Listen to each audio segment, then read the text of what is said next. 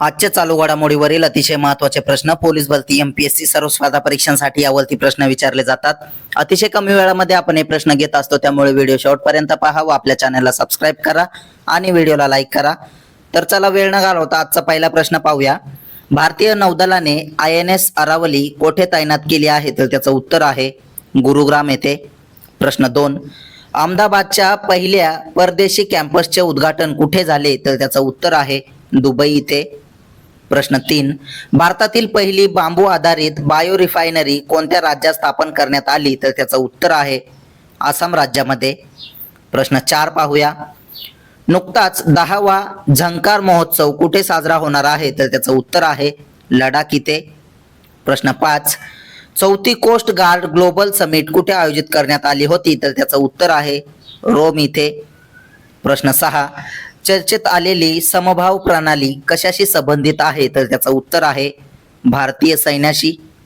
प्रश्न 7, प्रकाशित झालेल्या डिफरंट बट नो लेस या पुस्तकाचे लेखक कोण आहेत? तर त्याचं उत्तर आहे अनुपम खेर हे। प्रश्न 8 पाहूया। पंजाब नॅशनल बँकेने कोणत्या राज्यात 21,000 कोटींची गुंतवणूक केली आहे? तर त्याचं उत्तर आहे राजस्थान राज्यामध्ये। प्रश्न 9, 2025 ची फॉर्म्युला 1 इटालियन ग्रांड प्री कोणी जिंकली? तर त्याचं उत्तर आहे मॅक्स वर्स्टापेन यांनी। प्रश्न 10, कोणत्या राज्य सरकारने बेकायदेशीर स्थलांतरितांना बाहेर काढण्यासाठी मानक कार्यपद्धती SOP मंजूर केली आहे? तर त्याचं उत्तर आहे आसाम राज्य सरकारने। प्रश्न 11 पाहूया। अलीकडेच कॉलेराचा उद्रेक कुठे झाला आहे? तर त्याचं उत्तर आहे चाड इथे। प्रश्न 12, दा विंची रोबोटिक सिस्टीमचे प्रशिक्षण देणारे भारतातील पहिले सरकारी वैद्यकीय महाविद्यालय कोणते बनले आहे? तर त्याचं उत्तर आहे all India institute of medical sciences AIIMS नवी दिल्ली हे।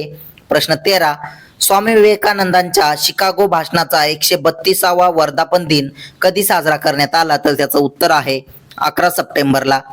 प्रश्न 14 पाहूया।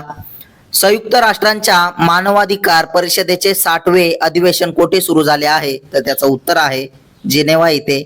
प्रश्न 15, अमेरिकेचा सर्वोच्च नागरी सन्मान प्रेसिडेन्शियल मेडल ऑफ फ्रीडम कोणाला प्रदान केला जाणार आहे? तर त्याचं उत्तर आहे चार्ली किर्क यांना।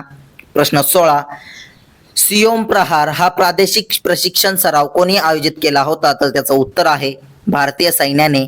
प्रश्न 17 पाहूया। भारताने कोणत्या देशात अपघात आणि आपत्कालीन युनिटच्या बांधकामासाठी सामंजस्य करार केला आहे? तर त्याचं उत्तर आहे श्रीलंका सोबत। प्रश्न 18, महाराष्ट्राच्या राज्यपाल पदाचा अतिरिक्त कार्यभार कोणाला देण्यात आला? तर त्याचं उत्तर आहे आचार्य देवव्रत यांना। तसेच रोजचे चालू घडामोडीवरील प्रश्न अतिशय कमी वेळेत पाहण्यासाठी आपल्या चॅनलला सबस्क्राईब करा आणि व्हिडिओला लाईक करा। धन्यवाद।